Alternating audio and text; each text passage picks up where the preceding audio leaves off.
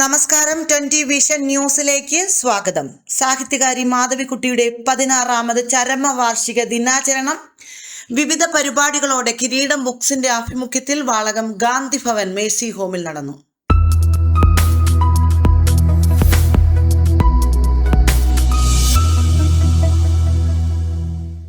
Novelist Babu തടത്തിൽ ചടങ്ങുകളുടെ ഉദ്ഘാടനം നിർവഹിച്ചു. 1934 മാർച്ച് 31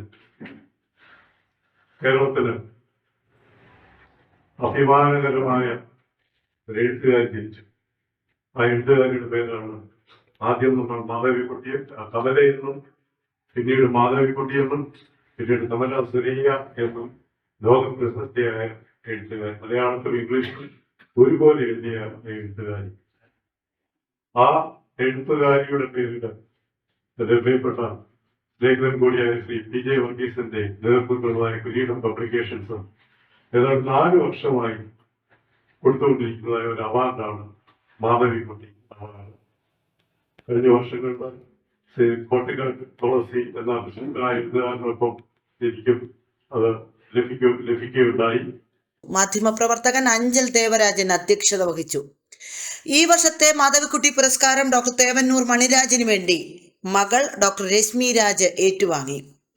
കിരീടം ബുക്സിന്റെ ആഭിമുഖ്യത്തിൽ മലയാള സാഹിത്യത്തിന്റെ പ്രേമത്തിന്റെയും മനുഷ്യത്വത്തിന്റെയും നിർമാതക സൗരഭ്യം പരത്തിയ ഏകാഗിയായ ചിത്രശലഭമായിരുന്ന മാധവിക്കുട്ടിയുടെ പേരിലുള്ള പുരസ്കാരം ഈ ഒരു ഏഷ്യയിലെ തന്നെ ഏറ്റവും വലിയ ജീവകാരുണ്യ പ്രസ്ഥാനമായ ഗാന്ധി ഭവന്റെ ഈ ഒരു ബ്രാഞ്ചിൽ വെച്ച് എൻ്റെ അച്ഛന് കിട്ടിയ ഒരു പുരസ്കാരം ഏറ്റുമേടിക്കാൻ സാധിച്ചത് എൻ്റെ ജീവിതത്തിലെ ഏറ്റവും വലിയ പുണ്യമായിട്ട് ഞാൻ കരുതുന്നു.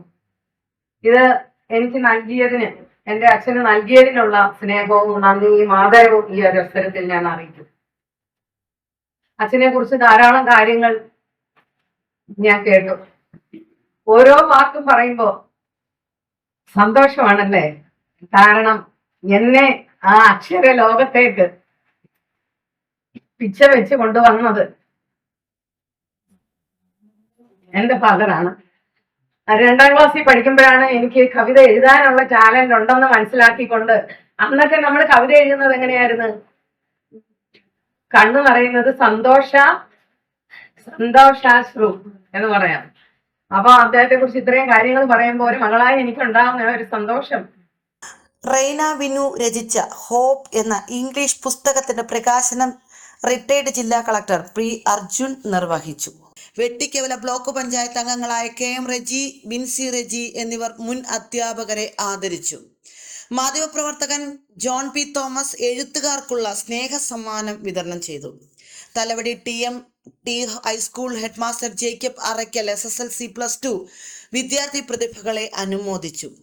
ഗാന്ധിഭവൻ പ്രതിനിധി ഡോക്ടർ വിൽസൺ ഡാനിയൽ, മാധ്യമപ്രവർത്തകൻ NK ബാലചന്ദ്രൻ, അധ്യാപകരായ KR ഉത്തമൻ, K രാജൻ എന്നിവർ സംസാരിച്ചു. News desk 20 vision news, Kottarakkara.